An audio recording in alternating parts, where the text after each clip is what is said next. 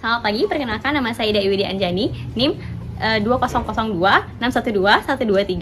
Pada pagi ini saya akan melakukan pemeriksaan THT berupa tes wabah, rinoskopi anterior, inspeksi kafum oris, dan juga bibir. Selamat menyaksikan. Permisi dokter. Ya, silakan masuk. Silakan duduk di sini.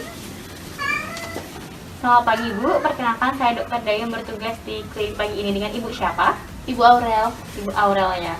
Oke, baik Ibu. Di sini berdasarkan catatan rekam medis terakhirnya, pagi ini kita akan melakukan pemeriksaan di bagian hidung, tenggorok Ibu, dan juga nanti tes pendengaran ya Bu ya, di mana nanti ada tes pendengarannya berupa tes wabah.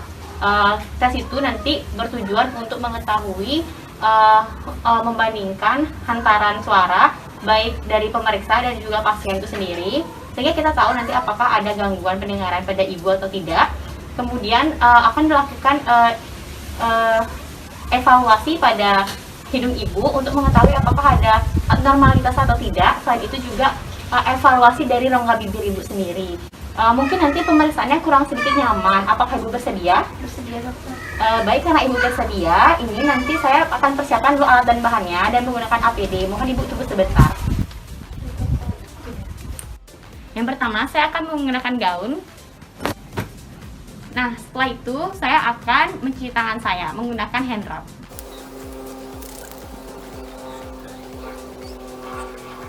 Baik, sudah selesai. Sekarang saya akan menggunakan sarung tangan.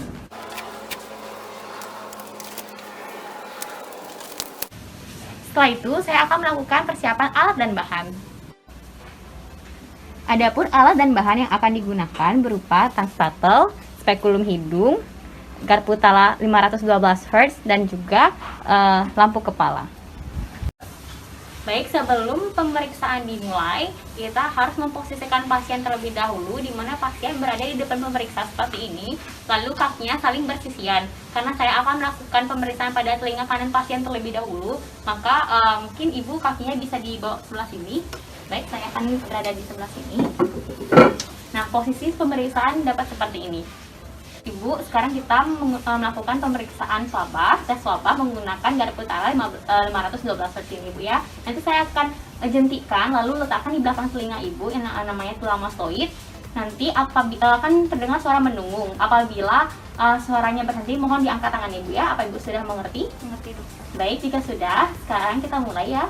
Kita jentikan, kemudian letakkan di telinga kanan pasien, di tulang mastoid telinga kanan. Baik, jika sudah, kita letakkan juga di tulang mastoid di telinga kanan pemeriksa. Baik, hasilnya untuk pemeriksaan tes wabah yang pertama ini, pasien itu normal, namun untuk meminimalisir kecurigaan akan adanya swabah yang memendek dari pasien itu sendiri, kita harus melakukan tes wabah yang kedua, di mana kita mulai dari pemeriksa terlebih dahulu, lalu kita berikan kepada pasien. Kita mulai sekarang. Kita lakukan pada telinga yang sama, itu telinga kanan. Kemudian jika suara mendengung sudah hilang, kita letakkan di tulang mastoidnya. Baik, dari hasil pemeriksaan itu sendiri, dari telinga kanan pasien itu normal, di mana suara dengungan itu sendiri yang menggunakan hantaran tulang dari pasien itu didengar sama waktu menghilangnya oleh pemeriksa dan juga pasien itu sendiri. Untuk lanjutannya, kita akan melakukan tes wabah pada telinga yang sebelah kiri. Baik, saya setelah mengerti posisi, kemudian kita akan mulai dengan telinga kiri pasien dengan teknik dan langkah yang sama.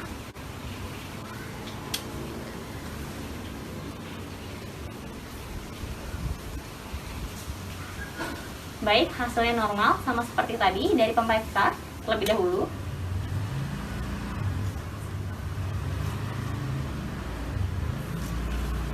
Baik, pemeriksaan tes wabah yang kedua untuk telinga kiri sudah selesai dan hasilnya juga normal.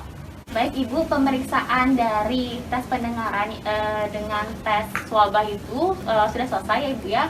Dari hasil pemeriksaan itu normal telinga kanan dan kiri.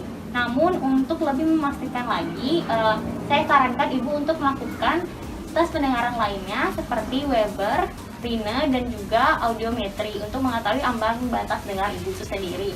Nah, setelah itu kita akan melakukan pemeriksaan di rongga hidung ibu untuk mengetahui apakah ada kelainan di dalam sana. Nanti saya minta ibu untuk membuka maskernya terlebih dahulu. Saya akan masukkan spekulum hidung ke dalam rongga hidungnya. Nanti mungkin kurang sedikit nyaman. Apakah ibu bersedia? Bersedia, dokter. Baik, karena ibu bersedia, saya akan mengambil alatnya terlebih dahulu. Sebelum melakukan pemeriksaan dari rinoskopi anterior dan juga cavum oris dari pasien itu sendiri, kita perlu menggunakan yang namanya lampu kepala. Lampu kepala ini terdapat dua jenis. Ada yang pertama menggunakan aliran listrik, sehingga kita harus dekat dengan stop kontak itu sendiri, dan juga menggunakan baterai. Sebelum kita menggunakan ini, kita harus pastikan bahwa ini baterainya sudah full.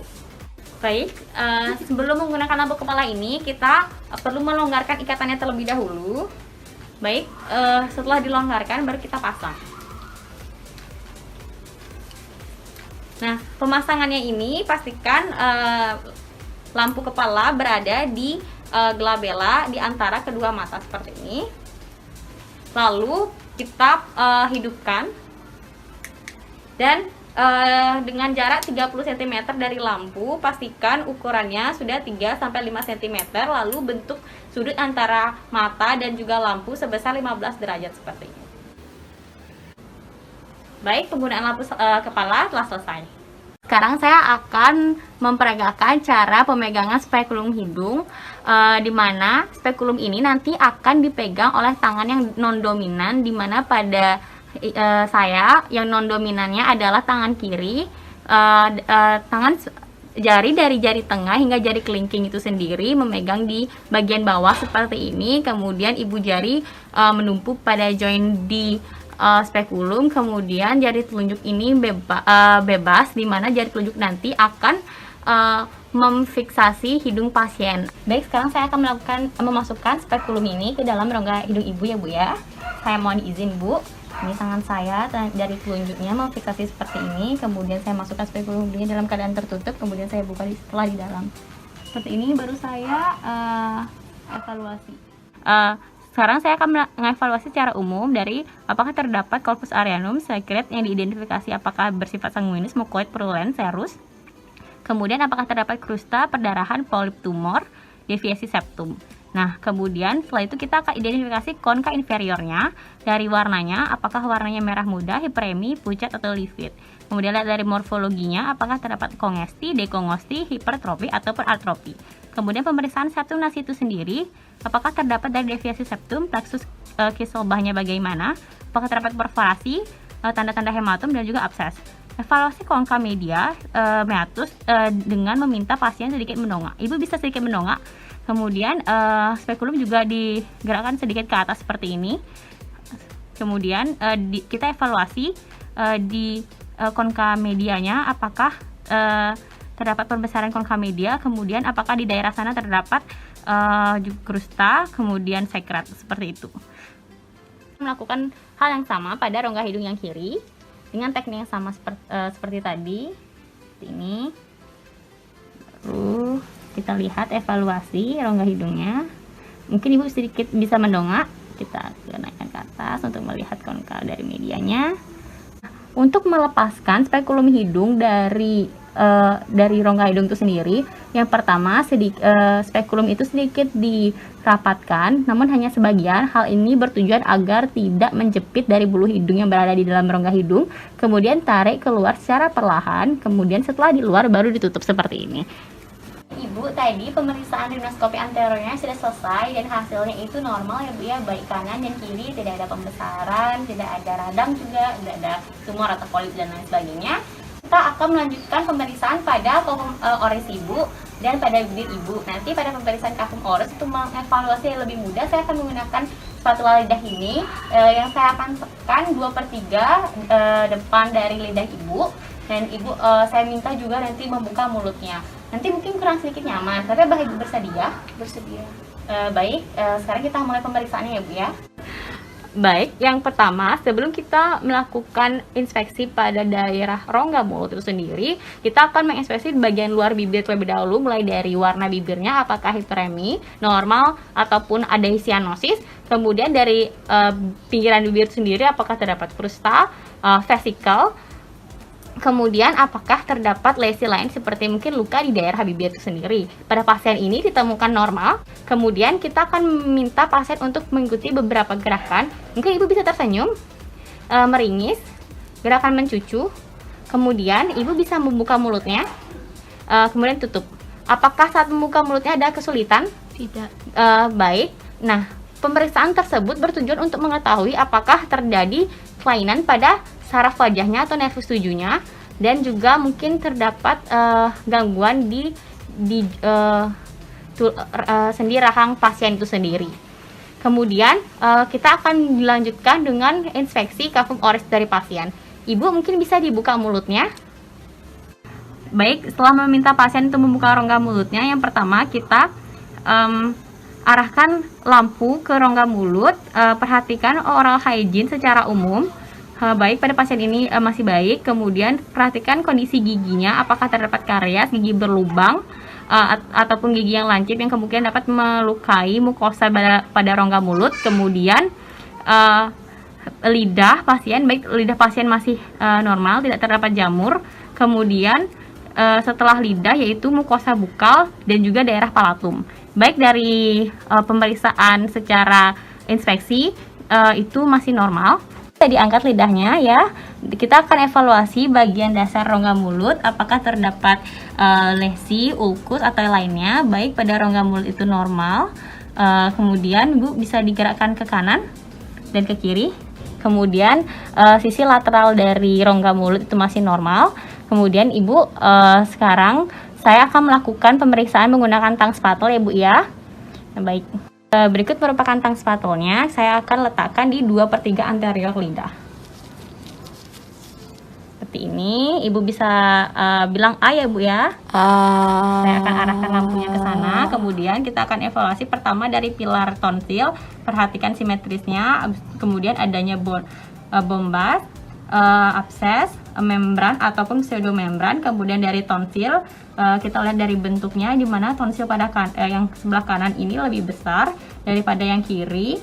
Kemudian warnanya masih normal, tidak ada hiperemi.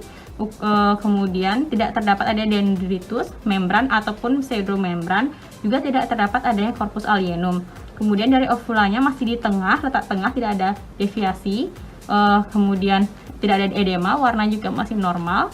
Kemudian untuk dinding belakang faring, baik, untuk dinding belakang faring itu sendiri masih berwarna merah muda, tidak ada granulasi, tidak ada hipertrofi, kemudian tidak adanya postnasal drip itu sendiri.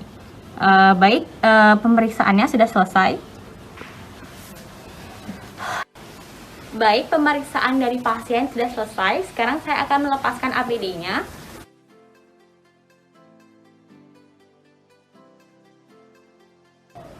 Nah, itu tadi pemeriksaan tes pendengaran dari swabah, kemudian rinoskopi anterior, serta inspeksi bibir dan juga kafum oris. Semoga video ini bermanfaat.